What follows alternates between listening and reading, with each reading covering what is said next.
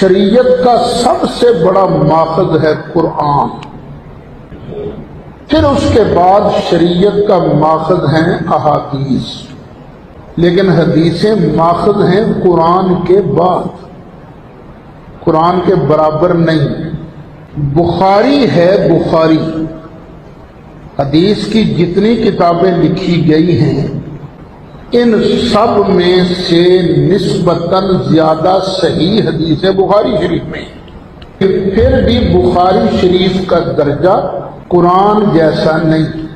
قرآن سارے کا سارا قطعی الثبوت ہے، قطعی ہے، ایک لفظ میں شک کرنے والا وہ بھی بے ایمان ہو جاتا ہے، لیکن بخاری کی صرف ایک دو حدیثیں ہوں گی قطعی، باقی سب حدیثیں ظنی ہیں، ظن کا فائدہ دیتی ہیں، قطعی نہیں ہے، اخبار احاد ہیں یہ۔ اب اگر کوئی آدمی بخاری شریف کی کسی حدیث کا خبر واحد کا انکار کر دے تو وہ نہ کافر بنتا ہے نہ گمراہ ہوتا ہے، یہ بھی یاد رکھیے۔ قرآن کے ایک لفظ کا انکار کرنے والا کافر ہو جاتا ہے، کیونکہ قرآن سارے کا سارا قطعی ہے، اس کو قطعی ماننا ضروریات دین میں سے ہے، اور بخاری کا یہ درجہ نہیں۔ آپ دیکھیں بخاری شریف جمع کی گئی ہے 200 سال بعد، سرکار کے وصال کے کتنے سال بعد؟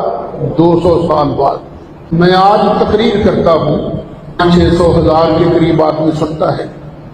اچھا باہر نکلیں گے، ایک سے پوچھیں آج تقریر کیا ہوئی ہے، وہ کچھ بتائے گا، دوسرا وہی بات کسی اور انداز میں بیان کرے گا، دو آدمیوں کا بیان بھی ملے گا نہیں، کچھ نہ کچھ فرق آ جائے گا۔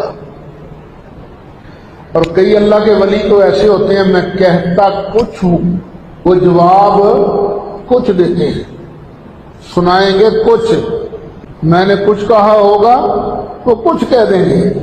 اب نبی کریم علیہ السلام سے ایک آدمی نے بات سنی، ان سے پھر آگے کسی نے سنی، پھر کسی نے سنی، پھر کسی نے سنی، پھر کسی نے سنی۔ 200 سال تک ایک آدمی بیان کر رہا ہے، دو بیان کر رہے ہیں، ایک بیان کر رہا ہے، دو بیان کر رہے ہیں، تو کیا غلطی لگ سکتی ہے کہ نہیں؟ لگ سکتی ہے۔